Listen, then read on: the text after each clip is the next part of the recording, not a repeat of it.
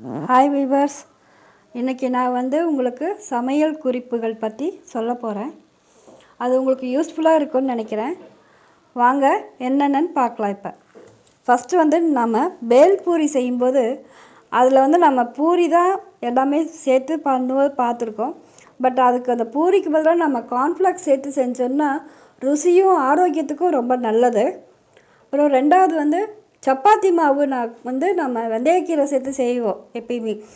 அதுக்கு பதிலாக புதினாவை பொடி பொடியாக நல்லா நறுக்கி போட்டு செஞ்சிங்கன்னா சப்பாத்தி சுவையாகவும் மணமாகவும் இருக்கும்.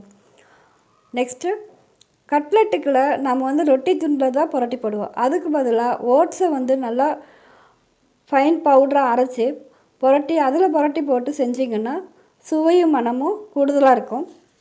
அப்புறம் பஜ்ஜிக்கு கடலை மாவு 2 பங்கு, அரிசி மாவு 1 பங்கு, பொட்டுக்கடலை மாவு 1 பங்கு.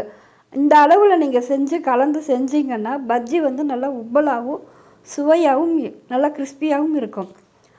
அப்புறம் ஓமப்பொடி செய்யும்போது முதல்ல ஓமத்தை நம்ம வெறும் வாணலியில் போட்டு லேசாக வறுத்து எடுத்துட்டு அதுக்கப்புறம் அதை மிக்சியில் பொடி பண்ணி நம்ம ஓமப்பொடியோடு சேர்த்து செஞ்சோன்னா ஓமப்பொடி மிகவும் ருசியாகவும் மணமாகவும் இருக்கும்.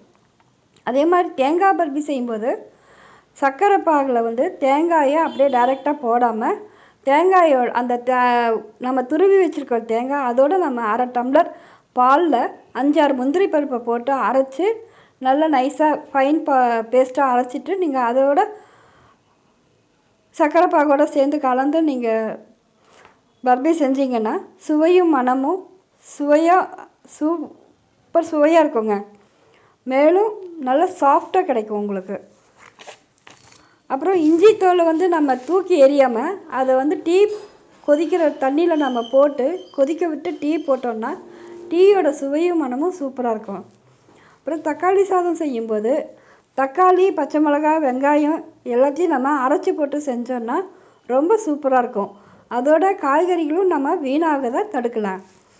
அதே மாதிரி வேப்பம்பூவை நெய்யில் வறுத்து அதை சாதத்தில் பிசைஞ்சு சாப்பிட்டா ருசியாகவும் இருக்கும், ஆரோக்கியத்துக்கும் நல்லது.